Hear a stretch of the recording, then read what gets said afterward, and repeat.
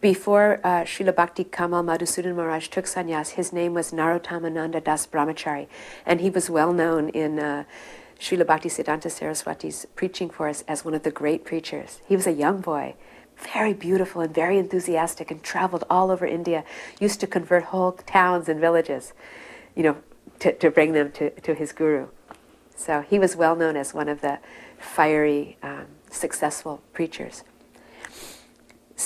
So he told this memory that one time he was in Bombay and they had a little Gaudiya Math there. Actually, Srila Prabhupada helped in establishing that in some ways, along with Srila Sridhar Maharaj. And when he used to go to Bombay, he was very active in that. And so at that time, Srila Bhaktisiddhanta Saraswati Prabhupada came for a darshan, for a visit to that little temple. And they were sitting down all together like an Ishtagosi kind of thing with the godbrothers there, the disciples. And Srila Sridhar Maharaj was there, and Narottamananda Das Babaji Maharaj was there. Several other strong preachers. I think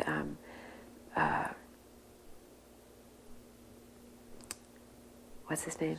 Bhakti Saranga Goswami Maharaj also was there. And our Srila Prabhupada as Abhaycharan Aravinda Prabhu was there. So they were talking with their Guru Maharaj, and he was again speaking about this order to go to the West. So in quite a strong way, he was saying, so I have ordered, and I want, who here will go? I'm wanting someone very strong preacher, one of our strong preachers to go. So he turned to Srila Sridhar Maharaj and he said, so, you are topmost, of our scholars and very senior. You can go to the West, you're qualified. And then in a very humble way, Srila Sridhar Maharaj explained, the exact words are written, but I don't have them, how his nature was not so much forward-going, but more, how did he say? Reserved. And also he couldn't so much understand the inflection of the Westerners and in their English, because they were used to very proper British English, and we were, like Americans, and so he wasn't sure he could do like that, and so he was just saying, I don't know if I can do like that. And then their Guru Maharaj turned to this Narottamananda Das Brahmachari, and he said, oh, so you go. He goes, you are a very active preacher. You have been so much success everywhere. I am hearing about this many people, taking Harinam, and so many people by your hand. So I want you to go. And so then Narottamananda Das Brahmachari, he began to, he fell down at his Gurudev's feet and he began to weep. And he said, oh, Gurudev, please don't ask me to go. He goes, I'm just a little boy. I'm just so young. I'm like your son. If I had to go away to the West all by myself, I would die. I would die of missing you. I don't have the strength. It's not in my capacity to do it. He said, and then Gurudev was kind of like rubbing his head, and he said, oh, don't think like that. Don't worry. He said, no, please. He goes, and if you give me that order and I fail, then I will fall down forever. I couldn't please you. He goes, but here I know I can please you. But there I don't think. And he was weeping like a little baby. He was telling his disciple. And so then Srila Bhaktisiddhanta Saraswati was embracing him with love. And then he said, he looked up and then he looked over at across the table where our Srila Prabhupada was sitting, and he said, anyway, no worry. No one need to worry. He goes, Abhay Babu, he will do it.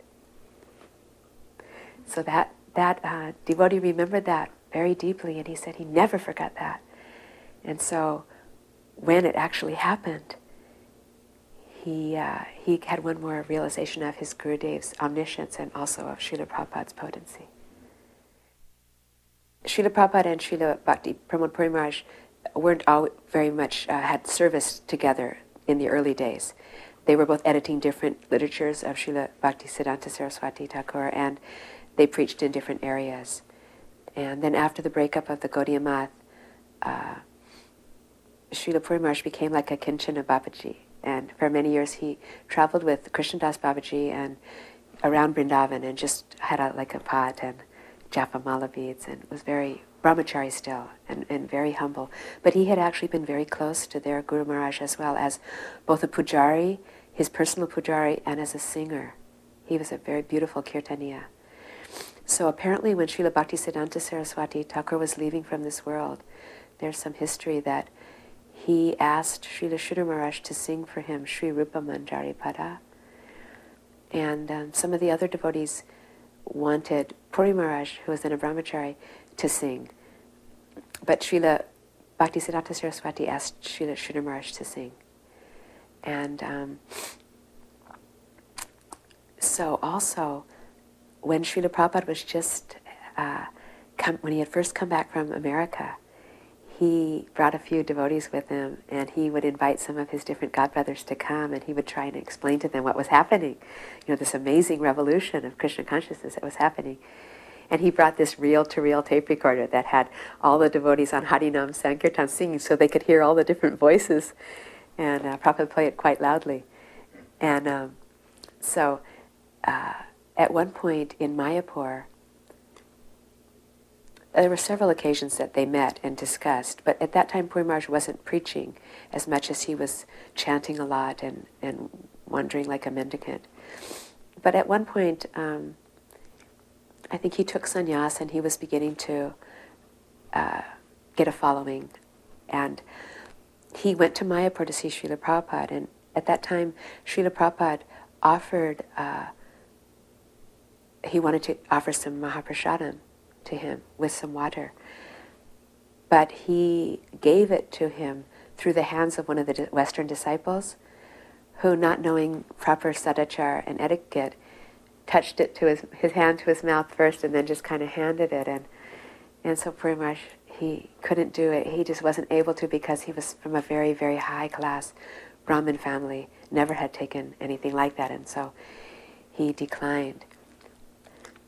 And one other little bit of information to be known, which is in the Prabhupada letter book, and which Srila Puri Maharaj himself told me that he was very glad that everyone knew about this letter, was that at one point he actually he was preaching in Bengal and he got a temple donated, like a mandir donated by some king. And but it was dilapidated and he had no funds and no men to help. And he had seen how Prabhupada was developing Bombay and Mayapur and Vrindavan, and so he wrote one letter to our Srila Prabhupada saying, I am also now starting to preach, and I have one temple, and I'm seeing the wonderful preaching that you're doing, and I'm hoping that you might give one donation to help me with my work. And so the letter is actually on file, and anyone can find it. The gist of it being that Srila Prabhupada said, it's very wonderful that you are preaching like this. Our Gurudev wanted this very much. He said, and I would be so much happy to make any donation, of Lakshmi to you. But he said, I know that you are very, very high class and Pakka Brahmin, and this Lakshmi has come through the hands of the Malechas, and therefore I think it would be impossible for you to accept it because it's contaminated.